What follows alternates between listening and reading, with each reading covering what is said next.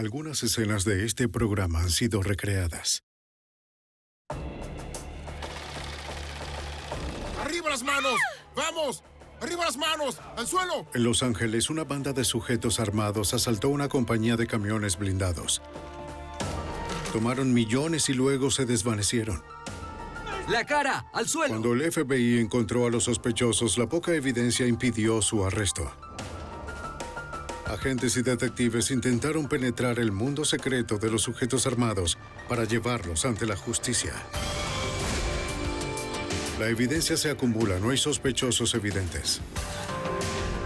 Asesino serial en fuga. Ted Kaczynski es arrestado.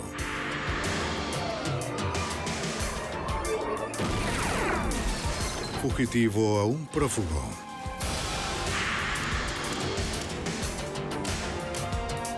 Los archivos del FBI. El precio de la avaricia.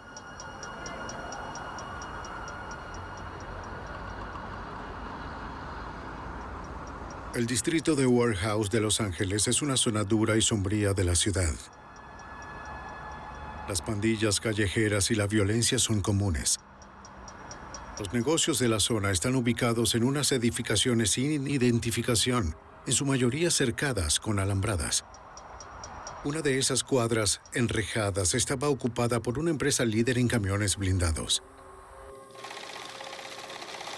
La noche del viernes 13 de septiembre de 1997, los empleados de la compañía de camiones blindados continuaban con su rutina de contar y clasificar casi $20 millones. El dinero sería distribuido entre los cajeros automáticos de Los Ángeles para satisfacer la demanda de efectivo durante el fin de semana.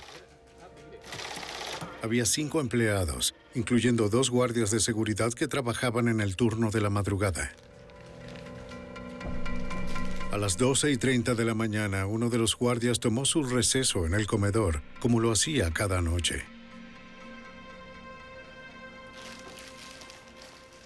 Pero no estaba solo. ¡Arriba las manos! ¡Al suelo ya! ¡Tenemos a uno! ¡Tenemos a un guardia!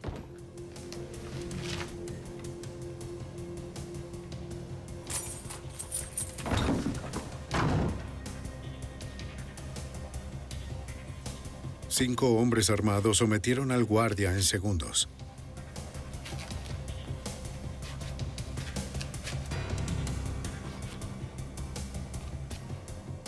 ¡Levántate!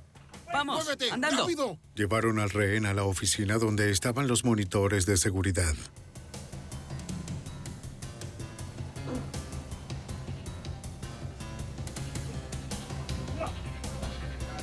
¡No te muevas! ¡La cinta!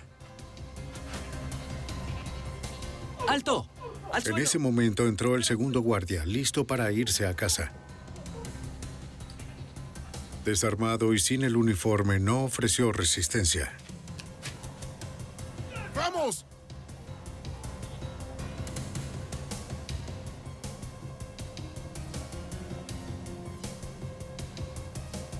¡Vamos! 4 de los asaltantes se dirigieron hacia la bóveda del efectivo. El quinto se mantuvo apuntando al guardia y vigiló las cámaras de seguridad. Los empleados en el área de la bóveda no estaban al tanto de que el edificio se encontraba bajo asedio. ¡Abajo, al suelo! ¡Abajo! ¡Al suelo! ¡Al piso, al piso! ¡Todos al piso! ¡Al piso! ¡Rápido! ¡Todos al piso! Los asaltantes amenazaron con disparar si desobedecían las órdenes o si hacían algún movimiento en falso.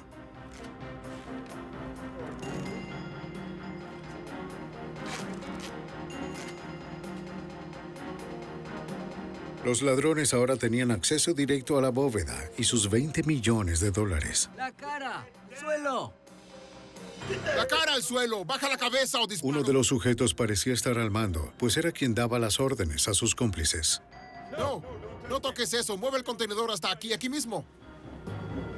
Número 5, todo de acuerdo al plan. Número 6... También llevaba un dispositivo de audio para comunicarse con los que se encontraban en algún lugar más allá de la bóveda. No utilizaba nombres mientras comandaba al resto, solo un número código. Los ladrones resultaron muy eficientes sin desperdiciar ni un segundo. En menos de 10 minutos trasladaron millones a la zona de carga. Pásenlo por ahí. Bien.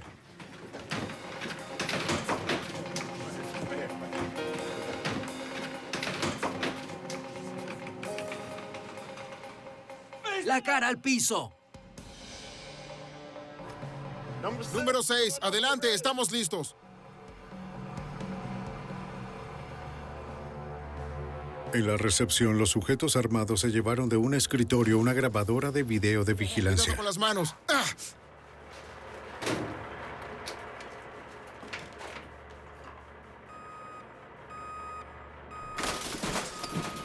Segundos después, los empleados escucharon más destrozos en la oficina administrativa.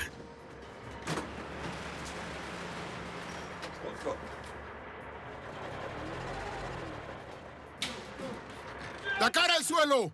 Cuando el jefe y otro de los sujetos se regresaron, los empleados temían sin duda que sería para eliminar testigos.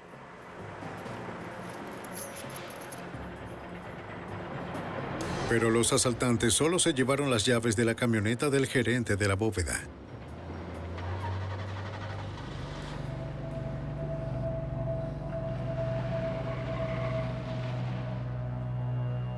De pronto todo estaba en silencio. Creyendo que los sujetos se habían ido, los guardias se arriesgaron a liberarse ellos mismos. Johnson, te ayudo en un momento. Llamaron al 911. De inmediato enviaron a los oficiales de la policía de Los Ángeles al lugar. Resistan un poco.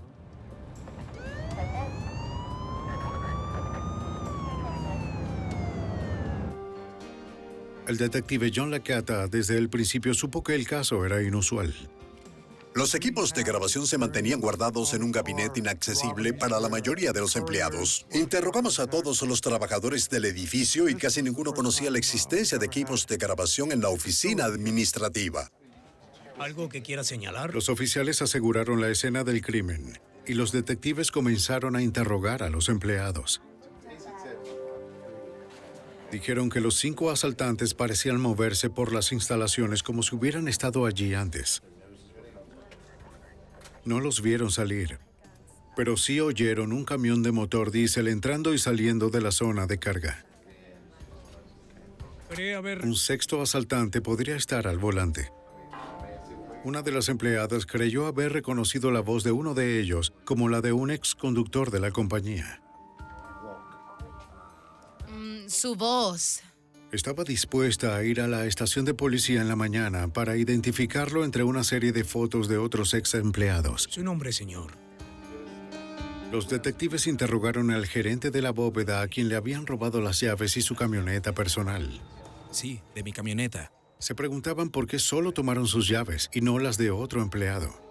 El gerente mencionó que estacionaba en el mismo lugar todas las noches. Mis llaves y luego... Ninguno de los sospechosos le preguntó cómo lucía el vehículo. Esto nos hizo sospechar que quien se hubiera llevado las llaves y el vehículo lo conocía a él y su camioneta. El gerente concordó en que una de las voces le resultaba familiar, pero no podía decir un nombre en particular. Mis bolsillos... Dijo que los contactaría en caso de que lo recordara. Los expertos forenses tomaron impresiones de las cerraduras de las puertas de las instalaciones. En un principio, el daño sugería que los ladrones habían empleado cierta fuerza para poder entrar. Pero un análisis posterior de los expertos en el laboratorio de la policía demostró lo contrario. Era cierto que había algún daño en los mecanismos de las cerraduras, pero no era tan grande como para que no pudieran abrirse sin una llave. Creían que el asaltante usó una llave y luego aparentaron una entrada forzada. Los funcionarios de la compañía estimaron que la pérdida era insólita, $18,9 millones. Los ladrones sabían qué podían llevarse y qué dejar. Se llevaron todos los contenedores que contenían enormes cantidades de billetes en efectivo de alta denominación. No se llevaron aquellos que no tenían la cinta sellada ni los cheques de caja. Esto sugería que los asaltantes sabían cómo se almacenaba el dinero en la compañía. Al parecer, los ladrones también sabían dónde estaban instaladas las cámaras de seguridad. Incluso el equipo de respaldo escondido en un gabinete cerrado con llave en la oficina. Los 3 empleados. ¿Solo 3? Sí. Los empleados oyeron cómo los asaltantes destruían la cerradura para obtener la grabadora de video de respaldo. Mary Atkins. Los equipos de grabación se mantenían guardados en un gabinete inaccesible para la mayoría de los empleados. Interrogamos a todos los trabajadores del edificio y casi ninguno conocía la existencia de equipos de grabación en la oficina administrativa. Los investigadores revisaron la zona de carga en busca de cualquier evidencia como huellas de calzado, de neumáticos o fibras de ropa. No encontraron ninguna.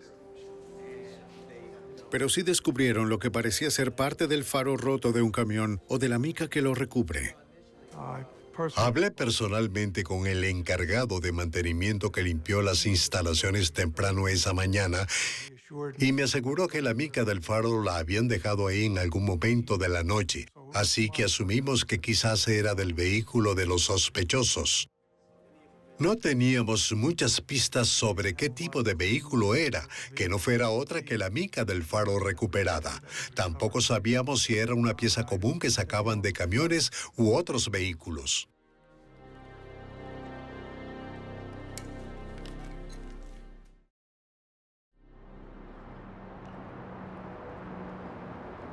Puesto que el dinero robado de la instalación estaba asegurado por el gobierno federal, el FBI se unió a la investigación.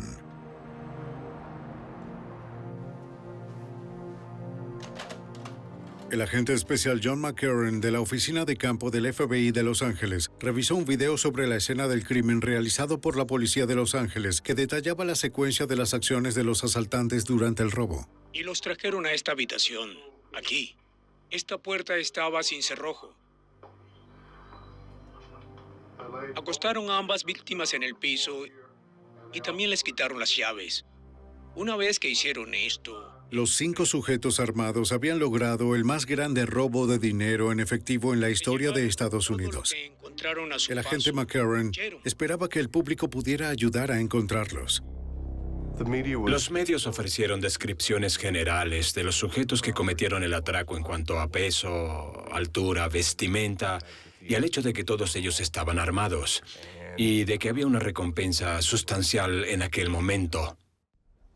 La fiscal federal adjunta Alka Seigar esperaba que la vaga descripción fuera suficiente como para generar alguna pista.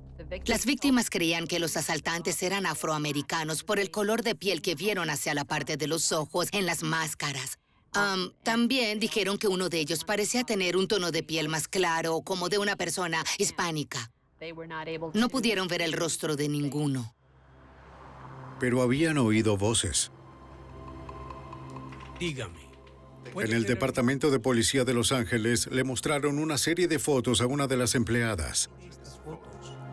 Por favor, trate de identificarlo. Está bien. Tómese su tiempo. De acuerdo. Ella creía haber reconocido la voz de uno de los asaltantes. Tómese su tiempo, señora. Ahora intentaba hacer coincidir la voz que había escuchado con un rostro específico. La serie de fotos era una mezcla entre policías, conductores de camiones blindados y guardias de seguridad.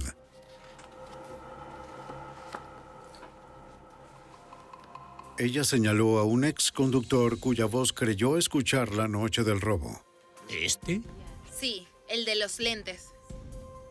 Los agentes descubrieron que el sujeto se había ido de Los Ángeles hacía poco rumbo a Nueva Orleans.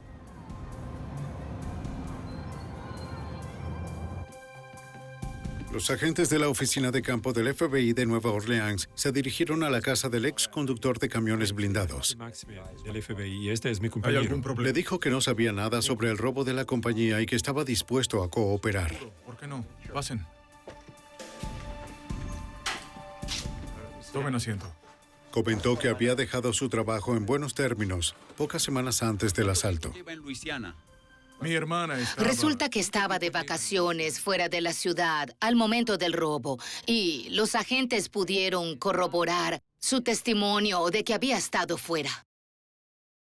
Muchas gracias. La noche del robo en Los Ángeles, el sujeto estaba a 3.000 kilómetros de distancia en Luisiana. Caballeros, que tengan un buen día. Muchas gracias. Por eso fue descartado como sospechoso. A pesar de la pista falsa, los investigadores aún creían que el robo había sido un trabajo interno. Pero quienes hayan sido los asaltantes dejaron muy poco tras ellos. Y con 18,9 millones de dólares en sus manos, podían estar en cualquier parte.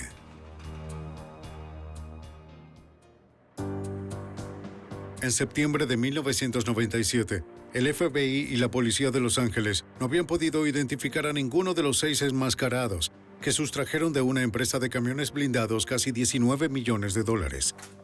Creían que al menos uno era un empleado o un ex empleado, puesto que la banda había entrado en el edificio con una llave y sabían dónde estaba oculto el equipo de vigilancia. Usted mencionó en la escena del crimen que... En un segundo interrogatorio, el gerente de la bóveda de guardia, durante el asalto, reconoció la voz del líder de la banda. Escuché su voz. Él dejó que se llevaran. Creía que el sujeto era Alan Pace, ex empleado de la compañía, quien tal vez era uno de los 2 sujetos armados que robaron las llaves de su camioneta. Era el único que... Pace conocía la camioneta y se la había pedido prestada con anterioridad. El tipo de camioneta que conduzco. El agente especial John McCarran revisó el historial laboral de Pace.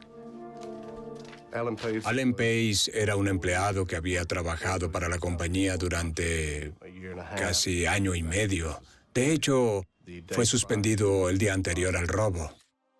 Alan Pace, de 28 años, no tenía registros criminales, pero cuando la compañía lo suspendió por problemas de disciplina, se llevó las llaves con él. Los investigadores decidieron interrogar a Pace en su casa en Los Ángeles.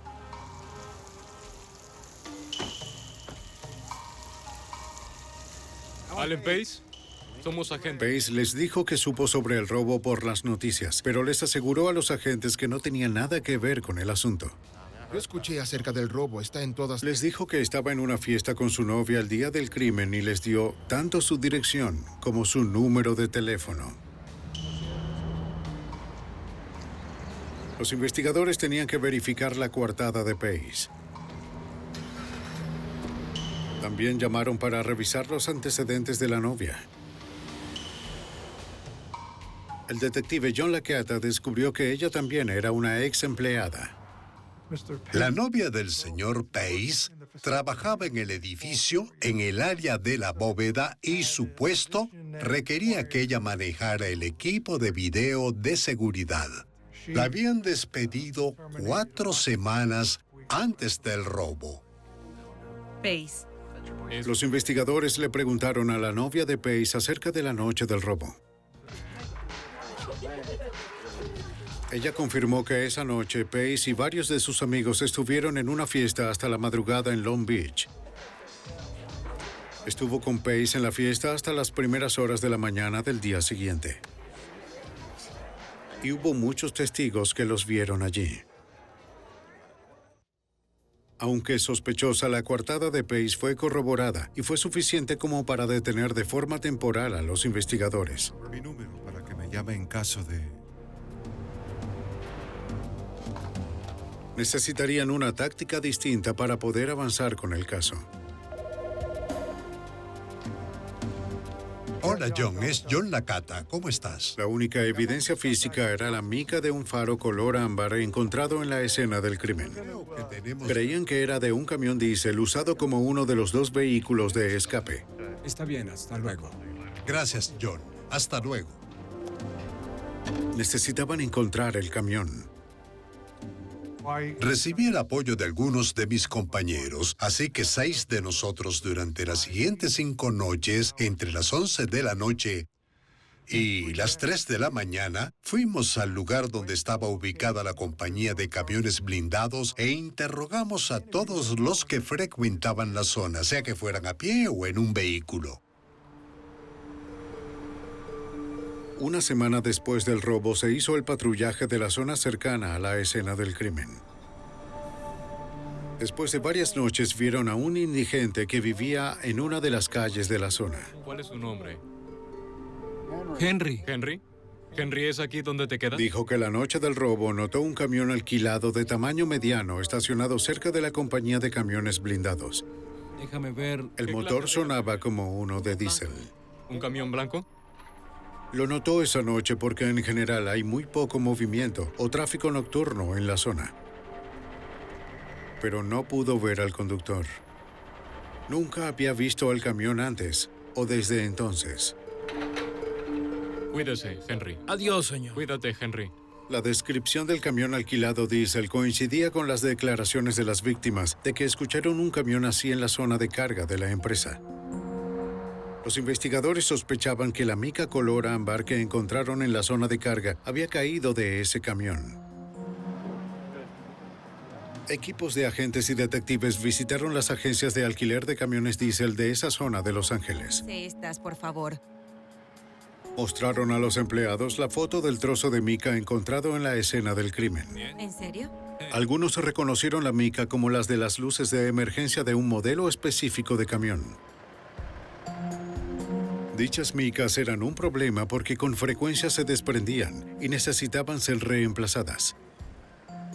Había 83 agencias que alquilaban el camión al que se le desprendía la mica, así que obtuvimos los registros de todos los vehículos que fueron alquilados 2 meses antes del robo, en ese periodo del robo y 2 meses después de este. Los investigadores estuvieron horas revisando montones de registros de alquiler. Pero ninguno estaba a nombre de Alan Pace o de su novia. Parecía otro callejón sin salida. Las autoridades contactaron a la fiscal general adjunta Alka Seigar con la intención de obtener consejo legal sobre cómo proceder. No se puede obtener una orden judicial por el solo hecho de que alguien sea el sospechoso de un crimen. Se requiere la evidencia de que en verdad haya cometido el crimen. Alan Pace negó su participación en el robo e incluso dijo que se encontraba en otro lugar. Tenía una coartada y testigos dispuestos a confirmarla. Así que en aquel momento lo único que teníamos era la evidencia de que había sido un empleado descontento que fue despedido el día antes del robo. Y que uno de los empleados pensaba que uno de los asaltantes tenía la voz similar a la suya. Y esto no era suficiente evidencia. Con el fin de encontrar más pistas, el FBI y la policía de Los Ángeles iniciaron la vigilancia del ex empleado de la compañía de camiones blindados. Si Pace estaba involucrado en el robo multimillonario, lo más probable sería que mostrara alguna señal de su riqueza recién adquirida. Comenzamos a vigilar al señor Pace, quien no parecía estar viviendo más allá de sus posibilidades. No parecía estar gastando mucho dinero, ni parecía tener mucho dinero en efectivo a su disposición. Nada implicaba al señor Pace con el robo, más allá de la evidencia circunstancial que ya tenían. En el transcurso de los meses hubo muy poco movimiento en el caso. La recompensa para alguna información que condujera a la captura ahora ascendía a $250,000. A pesar de la amplia cobertura en los medios que este caso recibió y la recompensa por cualquier información acerca de los perpetradores del robo, no había ningún tipo de pista, ni evidencia forense, ni testigos oculares. La investigación llegó a un punto muerto. Aunque Pace continuaba siendo el principal sospechoso, el FBI no podía llevar a cabo su arresto con tan poca evidencia. Por ahora parecía que Alan Pace y sus 5 cómplices habían logrado apropiarse de casi $19 millones en efectivo. En septiembre de 1998 ya había transcurrido un año completo desde que 6 sujetos enmascarados robaron casi $19 millones. El principal sospechoso era Alan Pace, un ex empleado de la compañía de camiones blindados que había sido despedido el día anterior al crimen. La fiscal federal adjunta Alka Seiger se sentía frustrada por la falta de evidencia en su contra. No parecía que estuviera gastando dinero. No parecía que disfrutara los beneficios del crimen, así que, de hecho, no había ninguna base legal para arrestarlo y ni siquiera para revisar su casa. Claro, de acuerdo. Entonces, la cobertura de prensa acerca del primer aniversario del crimen produjo una pista para el agente John McCarran. Un informante llamó al FBI para decir que tal vez conocía a uno de los ladrones. Los investigadores fueron a casa del informante en los suburbios de Los Ángeles. El informante explicó que había sido empleado de la empresa de camiones blindados el año anterior en la época del robo. 11 meses atrás. ¿Cuál sería la relación? Desde entonces se desempeñaba como agente inmobiliario. Afirmó que justo después del robo le entregaron $100,000 en efectivo para la compra de la casa de alguien conocido, Eugene Hill. Hill solicitó que los documentos de propiedad estuvieran a nombre de su novia. Hill tenía un gran arcón repleto de cajas pequeñas en el apartamento de su novia. Le dio una de ellas al informante. Contenía paquetes de dinero en efectivo aún sujetos con cintas bancarias por la cantidad de $100,000. Cuando el informante recibió el dinero, notó que cada paquete de $10,000 estaba sellado con las cintas bancarias. Él conservó esas cintas. La fecha era de 2 días anteriores al robo. Pudimos corroborar más tarde que las cintas de papel que envolvían los paquetes de billetes eran las mismas del dinero robado en la compañía de camiones blindados. El informante dijo que Hill cambió de opinión y pidió la devolución del dinero, pero en cheques pagaderos, no en efectivo. El informante se quedó con $15,000 y Hill comenzó a amenazarlo. Esperaba que el FBI pudiera protegerlo. Eugene Hill no tenía registros criminales y tampoco había trabajado en la empresa de camiones blindados. Pero una revisión exhaustiva de sus antecedentes reveló que tenía una conexión con el sospechoso principal, Alan Pace. Ambos habían trabajado para otra compañía de seguridad en Los Ángeles. Los investigadores comenzaron a vigilar a Hill.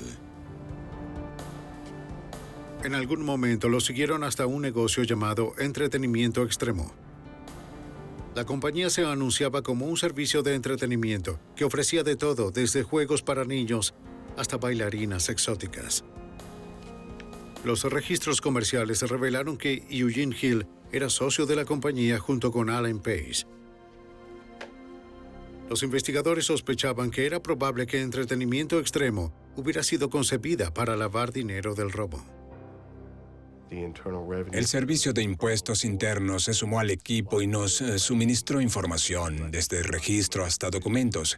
Nos ayudaron a preparar los cargos por lavado de dinero en contra de alguno de estos sujetos. Hola. El equipo investigador descubrió más datos sobre la firma. ¿Amigos? Además de Alan Pace y Eugene Hill, Entretenimiento Extremo tenía otros 2 hombres como socios, Terry Brown y Fred McCreary.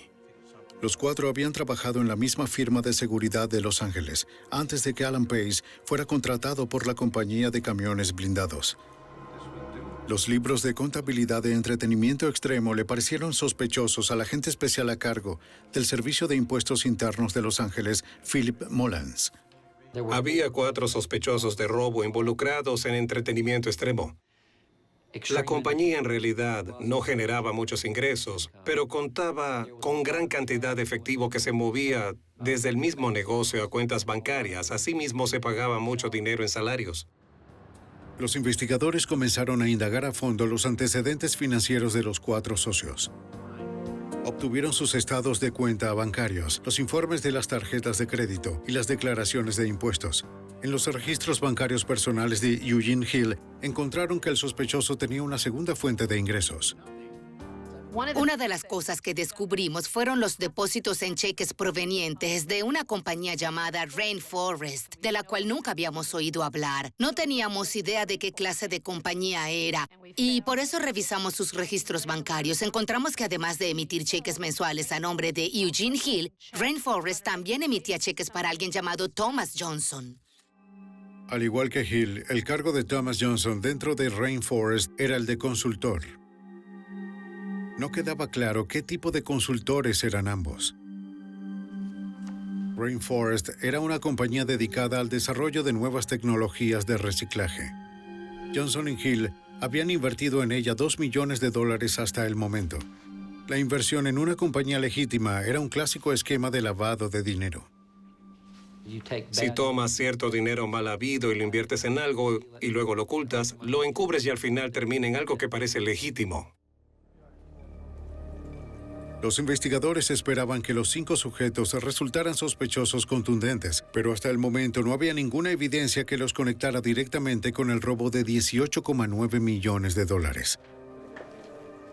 El detective de la policía de Los Ángeles, John Lascata, y su compañero, el detective John Won, llevaron a cabo referencias cruzadas con los nombres de los sospechosos y los registros de los camiones alquilados al momento del robo. Seguro, sería muy bueno. El detective Won hizo un descubrimiento importante.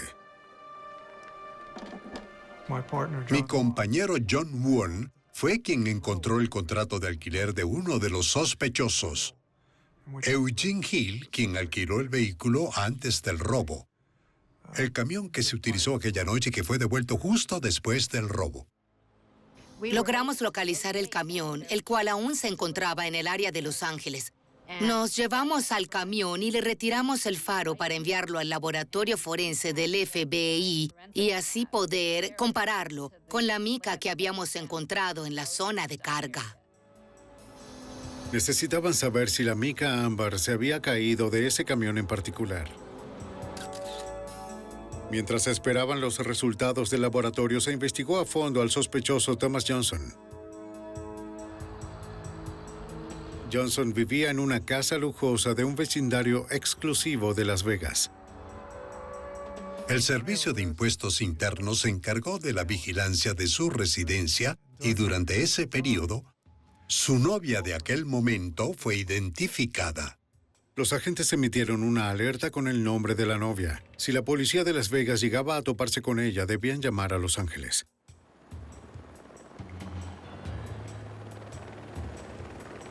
La noche del 10 de septiembre de 1999, casi 2 años después del asalto a mano armada, el equipo de Los Ángeles recibió una llamada y luego abordó un helicóptero. Había tenido lugar una pelea doméstica en la casa de Thomas Johnson, en Las Vegas. La novia de Johnson llamó a la policía. Esperaban poder utilizar la llamada como una oportunidad para interrogarla. Somos del FBI. Alegó que Johnson la había golpeado. Mi novio me ha golpeado. Sí. Estaba más que dispuesta a responder cualquier pregunta que tuvieran sobre él. Dijo que Johnson había estado lavando dinero a través de los casinos de Las Vegas. Sí. Un amigo y él compraban miles de dólares en fichas de juego que luego ella llevaba a canjear por efectivo. El canje era simple en cantidades menores a $10,000 para evitar llenar los reportes de efectivo. Al parecer, Thomas Johnson era aficionado a los juegos de azar y parecía tener mucho dinero para apostar.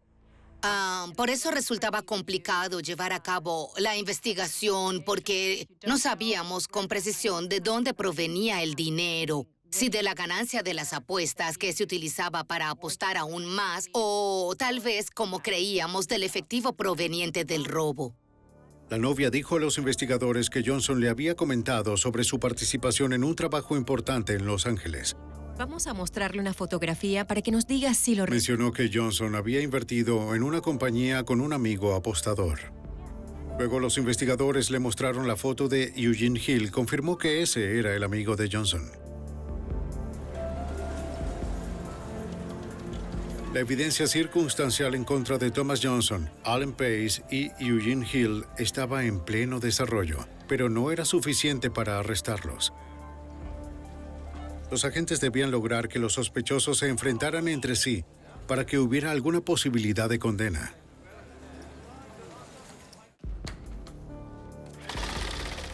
¡Arriba las manos! ¡Al suelo ahora! 2 años después de que 6 sujetos enmascarados robaran $18,9 millones en una compañía de camiones blindados, el FBI, el Servicio de Impuestos y la Policía de Los Ángeles reunieron suficiente evidencia circunstancial en contra de 5 sospechosos. Sin embargo, no tenían nada que vincular a los sujetos con el crimen.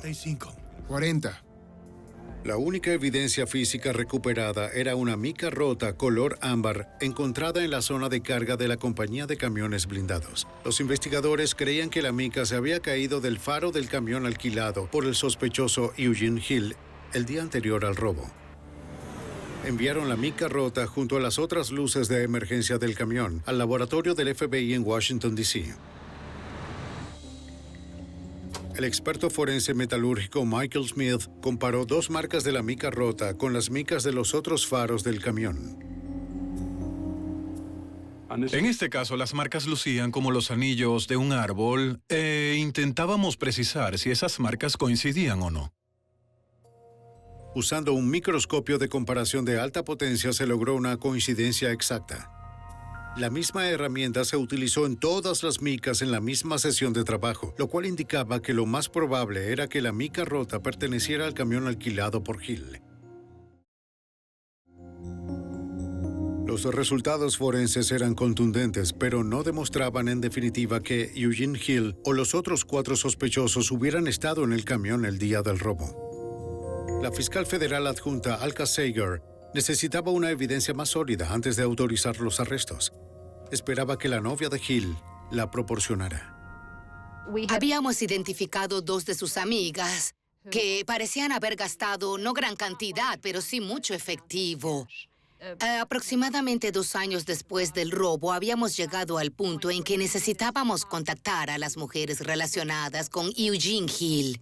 Necesitaremos su cooperación. Preocupada por la posibilidad de que se presentaran cargos en su contra, una de las amigas de Hill habló, diciendo a los investigadores lo que sabía. Indicó que después de la fecha del robo, Hill de repente tenía gran cantidad de dinero en efectivo. Mencionó que lo guardó en 2 arcones repletos de cajas con dinero en efectivo en su apartamento. Ella y un amigo lo ayudaron a contarlo y ordenarlo. Eran miles. Hill mencionó que antes de empezar a gastar los billetes, tenían que lucir gastados. Por eso los lavó. Con frecuencia, Thomas Johnson formaba parte de la operación. Ella dijo que iban a Las Vegas donde compraban fichas de juego que luego cambiaban por nuevo efectivo. Su historia corroboraba la declaración previa dada por la novia de Johnson.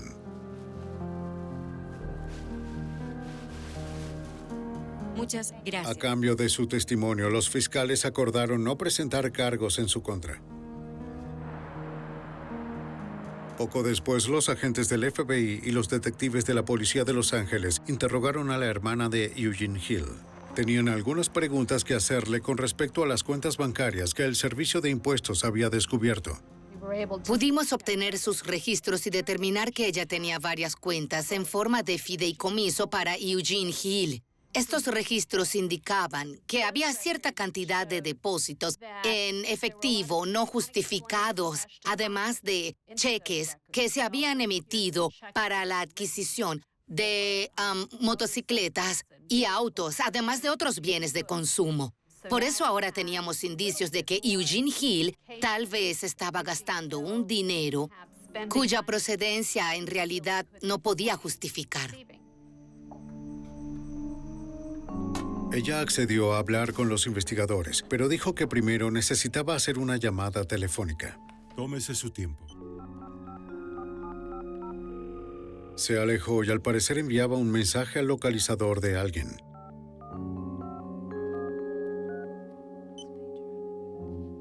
Es él. Los investigadores le hicieron preguntas sobre las cuentas que tenía de su hermano. Se mostró evasiva y afirmó no estar al tanto de ninguno de sus asuntos financieros. Luego de la supuesta llamada, Eugene Hill se presentó. Señor Hill, ¿cómo está? Cuando lo interrogaron, Hill negó tener algún conocimiento del robo de la compañía de camiones blindados. Además, les dijo a los investigadores que no tenía tiempo de responder sus preguntas en ese momento, pero que se reuniría con ellos en la mañana siguiente en su oficina. Puede ser un asunto personal. Con tanto dinero, existía un gran riesgo de que Hill huyera. Tengo que salir, ya regreso. El FBI llamó a la fiscal federal adjunta Alka Seiger para pedirle consejo legal.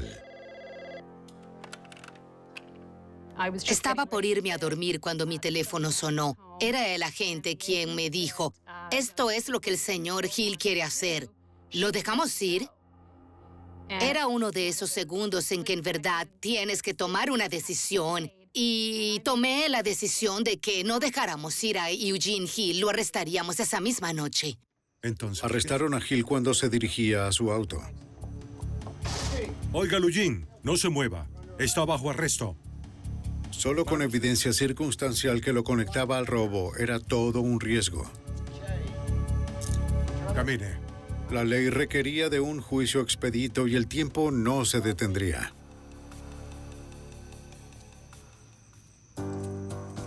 El 23 de septiembre de 1999, el FBI arrestó a Eugene Hill, uno de los 5 sujetos sospechosos del robo a una compañía de camiones blindados.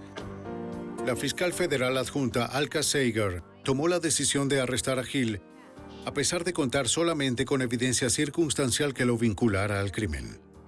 Al dejar ir a Hill, existía el peligro real de que alertara a los demás sobre la investigación.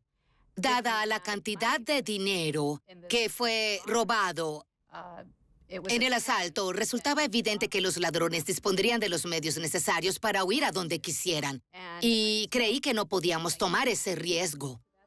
Esta es la casa de Hill y queremos que... La búsqueda en la casa de Hill no arrojó evidencia sólida que lo relacionara con el robo. Pero los investigadores descubrieron registros financieros que demostraban que Hill había adquirido bienes raíces a nombre de otras personas. El principal sospechoso, Alan Pace, también figuraba en los registros de Hill por haber comprado inmuebles a nombre de otros. Al fin, el agente del Servicio de Impuestos, Philip Mullams, contaba con pistas que involucraban a Pace. Esto fue muy significativo en el sentido de que había más de $1 millón en bienes raíces comprados para Alan Pace, quien no contaba con una fuente legítima de ingresos para realizar esas compras. Si resultaba culpable, Eugene Hill enfrentaría hasta 40 años tras las rejas. Esperando aligerar su sentencia, confesó y prometió contarle a la policía todo lo que sabía. Dijo que Alan Pace lo reclutó junto a otros 3 sujetos para el asalto. Estaba listo para actuar. Alan Pace le dijo que ya había hablado con Terry Brown y Freddie McCreary, quienes estaban listos para hacer el trabajo, que quería que Eugene Hill formara parte del equipo junto a otro sujeto más. Por eso, Eugene Hill contactó a Thomas Johnson, quien aceptó participar. En este punto, trazaron el plan. Estas son las instalaciones. Hill confirmó que Pace fue quien planeó el asalto y era el líder de la banda. Es una palanca para sacarlo, ¿entiendes? Hill conocía a los sujetos excepto al sexto, quien era un amigo personal de Pace. 6 empleados y de las grabadoras de video hay 2. Pace mencionó a los otros que su plan podría mantenerlos para toda la vida. 5 o 6 empleados como mucho. Alan Pace les dijo que llevarían a cabo el robo el viernes por la noche, cuando muy pocos empleados estarían trabajando. Mencionó que sabía justo dónde estaban y que no ofrecerían ninguna resistencia, que no tendrían problema alguno. Solo los atarían, tomarían el dinero y saldrían del sitio en media hora. Cumpliendo las órdenes, Hill rentó un camión diésel el mismo día del robo y se reunió con la banda en una fiesta de Long Beach. Y poco antes de la medianoche dejaron la fiesta uno por uno. ¿Tuvieron algún otro encuentro? Condujeron hasta el distrito Warehouse y una vez allí, 5 de ellos se fueron a pie hasta la compañía de camiones blindados. Durante el robo, uno de los sujetos se quedó en el camión, a unas cuantas cuadras del lugar, esperando la llamada para acercarse. Cuando el camión llegó, lo cargaron. Pace sabía cómo desmantelar el equipo de vigilancia. Luego transportaron el dinero a una unidad del depósito rentado por Thomas Johnson, donde permaneció por 2 semanas. 4 asaltantes huyeron en el camión alquilado. Eugene Hill y Alan Pace se fueron en la camioneta del gerente de la bóveda, ya que Pace sabía dónde la estacionaba en las noches. Los 6 hombres se deshicieron de las armas y de los equipos de video. Se cambiaron la ropa y volvieron a la fiesta como si nada hubiera sucedido. En el tiempo que les tomó a otros en la fiesta beber varias cervezas, los sospechosos cometieron el asalto a mano armada más grande en la historia de los Estados Unidos. Thomas Johnson, Fred McCready. Los investigadores necesitaban corroborar el relato de Eugene Hill. Tanto el agente especial del FBI, John McCarran, como su equipo creían que Thomas Johnson sería el próximo en ser arrestado. Los agentes de nuestra oficina de campo de Las Vegas estaban a cargo de la vigilancia de Thomas Johnson y sabíamos con exactitud dónde estaba. Lo seguimos hasta uno de los casinos. Los agentes siguieron a Johnson mientras visitaba varios casinos. No sabían si el sospechoso estaba armado. Para llevar a cabo un arresto seguro, necesitaban aislar a Johnson, afuera y lejos de la multitud del casino. Le pidieron a uno de los guardias de seguridad del casino que lo engañara.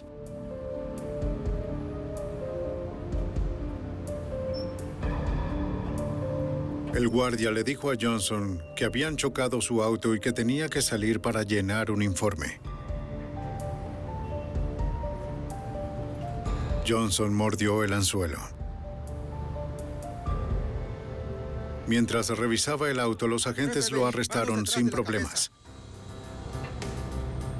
Los investigadores le expusieron el caso en su contra y la posibilidad de que podía pasar décadas en prisión. Al igual que Eugene Hill, Johnson cooperó con la esperanza de obtener una sentencia más leve. Johnson ratificó la versión de Hill del robo y confirmó que Alan Pace fue el líder. Los investigadores al fin contaban con suficiente evidencia y de inmediato arrestaron a todos menos al líder de la banda. Sabíamos que Pace estaba al tanto de los arrestos previos de los otros sujetos. Había una orden de arresto en su contra y me contactó aquí en la oficina para decirme que quería entregarse. El 28 de febrero del 2000, Pace entró al edificio federal de Los Ángeles en compañía de su abogado. Todo lo que diga podrá ser usado. No hizo ninguna declaración y se rehusó a colaborar con los investigadores. Tiene derecho a un abogado. Fue arrestado y detenido sin fianza. 4 de los asaltantes se declararon culpables de robo y conspiración. Eugene Hill fue sentenciado a 9 años de prisión. Thomas Johnson recibió 10 años. Fred McCready recibió 7 años y medio. Y Terry Brown obtuvo 8. El 6º asaltante, Eric Boyd, peleó los cargos en su contra. Fue declarado culpable y sentenciado a 17 años. Luego de un juicio de 3 semanas, Alan Pace, quien orquestó el asalto a mano armada, fue sentenciado a 24 años de prisión. Los agentes decomisaron todos los activos de los criminales. Pudieron recuperar cerca de $5 millones del dinero robado. Cerca de $14 millones permanecen desaparecidos. No sabemos dónde puede estar ese dinero, ni cómo se gastó, si en verdad lo gastaron. No tenemos idea. Pero cuando los delincuentes sean liberados finalmente, el FBI los estará observando. Que nadie gaste ni un... Si llevan a cabo el más mínimo movimiento para recuperar el dinero oculto, irán de nuevo directo a prisión.